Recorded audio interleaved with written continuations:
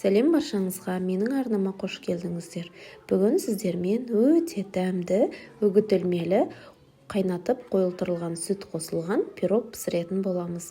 Менімен бірге видеоның соңына дейін қарап, менің арнама тіркеліп, қоңырауша белгісін басып кетуді ұмытпаңыздар. Алда қызықты рецепттермен бөлісіп баратын боламын. Ең алдымен ыдысқа еленген ұнды салып аламыз. Оның үстіне ванилин, қопсытқышты саламыз, қантты саламыз, жақсылап қасықпен араластырып аламыз.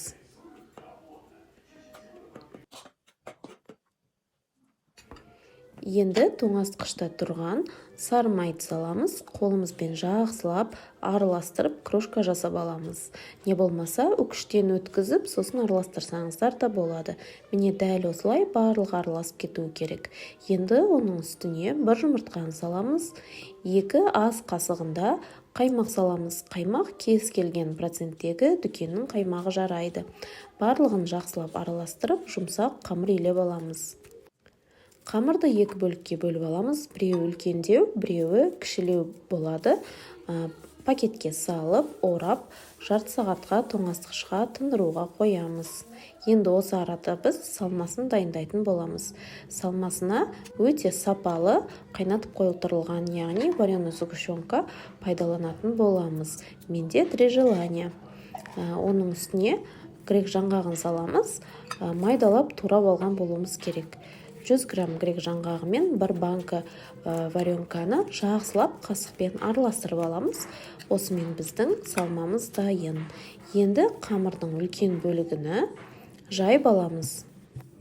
Мен 26 диаметрлі формада пісіремін.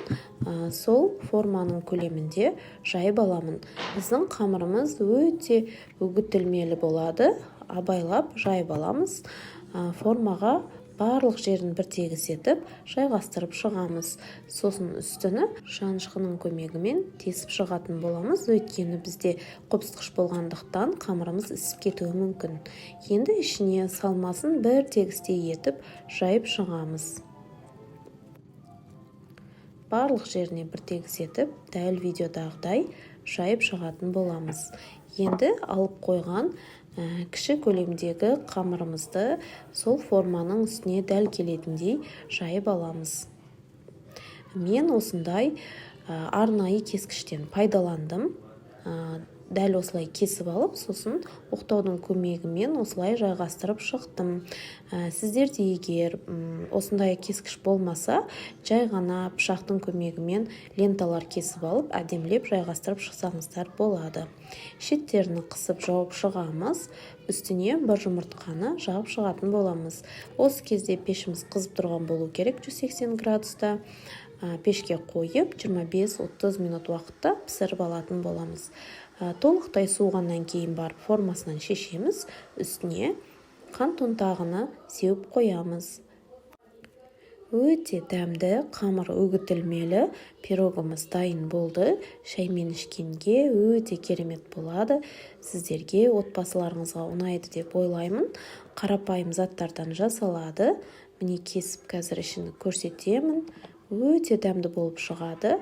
Жаңғақ пен қайнатып қойылтырылған сүттің екеуінің дәмі өте үйлесімді болып, өте дәмді пирог дайын болады. Видео сіздерге ұнаған болса, лайк басып, менің арнама тіркеліп, қоңырауша белгісін басып кетуді ұмытпаңыздар. Алда сіздерді қызықты рецепттермен қуантып отыратын боламын. Келесі видеоларда көріскенше аман сау болыңыздар.